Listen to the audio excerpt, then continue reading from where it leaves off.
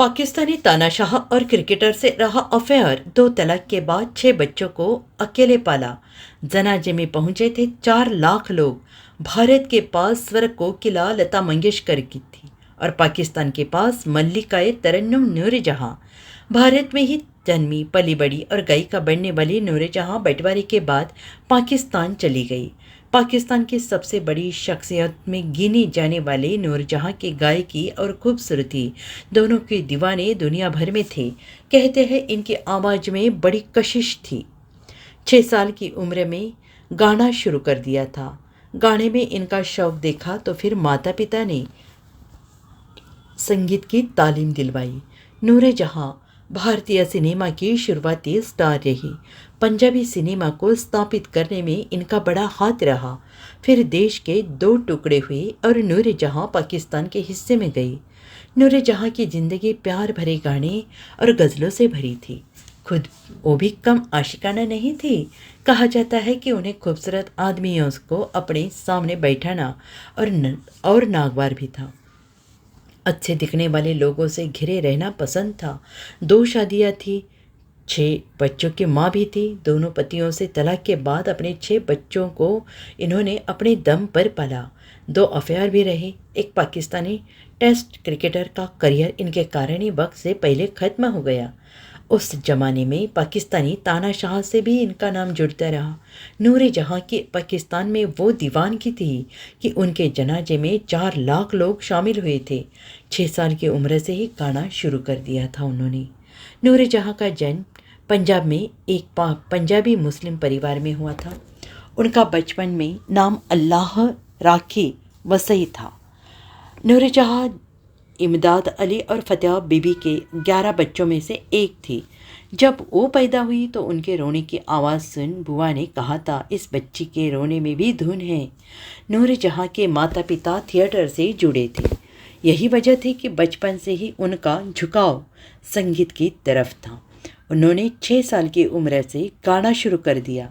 इतनी कम उम्र में भी वह पारंपरिक लोकगीत गा लेती थी। संगीत में उनकी रुचि देखकर पिता ने उन्हें उस्ताद गुलाम मोहम्मद के पास संगीत की शिक्षा लेने के लिए भेज दिया। संगीत सीखने के बाद नूरजहां ने अपनी बहन के साथ लाहौर में गाना शुरू कर दिया। वो अधिकतर लाइव परफॉर्मेंस और फिल्मों की स्क्रीनिंग के मौके पर गाती थी। नूरजहां के पिता जिस थिएटर में काम करते थे, वहाँ के थिएटर मालिक ने परिवार सहित उनको कलकत्ता भेज दिया। परिवार भी इस उम्मीद में कलकत्ता आ गया कि नूरजहां और उनकी बहनों का भविष्य संवर जाएगा। पाकिस्तान की पहली फीमेल डायरेक्टर बनी। 1947 तक नूरजहां ने कई हिंदी फिल्मों में काम किया। देश के बंटवारे के बाद उन्होंने पाकिस्तान जाकर बसने का फैसला किया। मुंबई छोड़कर वो परिवार समेत कराची जाकर बस गई। वहाँ जाने के 3 साल बाद उन्होंने 1951 में रिलीज़ हुई फिल्म 96 में काम किया। ये उनके करियर की पहली पाकिस्तानी फिल्म थी जिसमें उन्होंने बतौर एक्टर और प्लेबैक सिंगर काम किया था। 1951 की ये हाईएस्ट ग्रॉसिंग फिल्म रही। ख़ास बात यह भी है कि इस फिल्म में उन्होंने शौकत हुसैन रिजवी के साथ मिलकर डायरेक्टर किया, जिस वजह से नूरजहां को पहली पाकिस्तानी डायरेक्टर का खिताब भी मिल गया। 2 नाकाम शादियाँ, दूसरे पति के लिए एक्टिंग भी छोड़ी। भारत में ही 1942 में नूरजहां ने शौकत हुसैन रिजवी के साथ शादी की थी। शादी के 11 साल बाद ही दोनों के रिश्ते में कड़वाहट शुरू हो गई। हालात ये हो गए कि 1953 में दोनों ने तलाक ले लिया। तलाक के बाद उन्होंने अपने 3 बच्चों की कस्टडी अपने पास रखी। इसके 5 साल बाद ही उन्होंने 9 साल छोटे फिल्म अभिनेता एजाज दुर्रानी से दूसरी शादी कर ली। शादी के कुछ समय बाद ही दुर्रानी उन पर फिल्मों में एक्टिंग न करने का दबाव बनाने लगे। उन्होंने अपने पति की इस बात को नकारा नहीं और 1961 में रिलीज़ हुई फिल्म गरीब उनके करियर की आखिरी फिल्म रही, जिसमें उन्होंने बतौर एक्टर और सिंगर काम किया। हालांकि वो 1963 की फिल्म बाजी में भी नजर आई, लेकिन उसमें उनका रोल बहुत छोटा था। इस शादी से नूरजहां को 3 बच्चे हुए थे। 6 बच्चों की माँ और एक सफल एक्टर की पत्नी होने की वजह से उनको पूरी तरह से अपने एक्टिंग करियर को छोड़ना पड़ा। इस शादी से नूरजहां को 3 बच्चे हुए थे। 6 बच्चों की माँ और एक सफल एक्टर की पत्नी होने की वजह से उनको पूरी तरह से अपने एक्टिंग करियर को छोड़ना पड़ा। इस शादी के लिए उन्होंने अपना करियर भी दांव लगा दिया। फिर भी ये शादी सफल नहीं रही और 1971 में उन्होंने दुर्रानी से तलाक ले लिया। तलाक के बाद लंदन में दुर्रानी को पुलिस ने ड्रग्स के मामले में गिरफ्तार कर लिया था, जिसके बाद उनकी बेल नूर जहां ने ही कराई थी।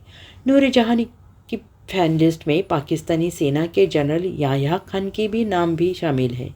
हालांकि नूर जहां ने 14 साल की लता को देखकर ये बात कही थी कि ये एक दिन बड़ी सिंगर बनेगी।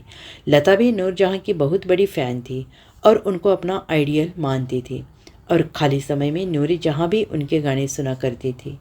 सरहद पर एक दूसरे को देख रो पड़ी थी लता और नूर जहां। देश के बंटवारे के बाद लता मंगेशकर और नूर जहां की मुलाकात भारत पाकिस्तान बॉर्डर पर हुई थी। दोनों एक दूसरे को देखकर बहुत भावुक हो गए थे और लिपट कर रोने लगी थी।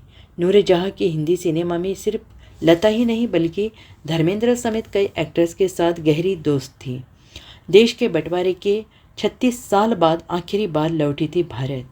बंटवारे के बाद नूर जहां 1983 में पहली बार आखिरी बार अपनी बेटियों के साथ भारत आई थी। भारत आने के बाद उन्होंने दिलीप कुमार के साथ दूरदर्शन मुंबई में एक इंटरव्यू दिया था। इस दौरान में वो बंटवारे के दिनों को याद करते हुए भावुक हो गई थी। 1992 में नूर जहां ने गाना बंद कर दिया। इसके 8 साल बाद 2000 में हार्ट अटैक से उनका निधन हो गया। उनका अंतिम संस्कार जामिया मस्जिद सुल्तान कराची में हुआ था, जिसमें 4 लाख से ज़्यादा लोग शामिल हुए थे। 74 साल की उम्र में जब उनका निधन हुआ था तब पाकिस्तान के तत्कालीन राष्ट्रपति परवेज़ मुशर्रफ ने कहा था कि उनका अंतिम संस्कार राजकीय सम्मान के साथ लाहौर में किया जाए, लेकिन उनकी बेटी नहीं मानी, जिस वजह से उन्हें कराची में सुपुर्द ए खाक किया गया।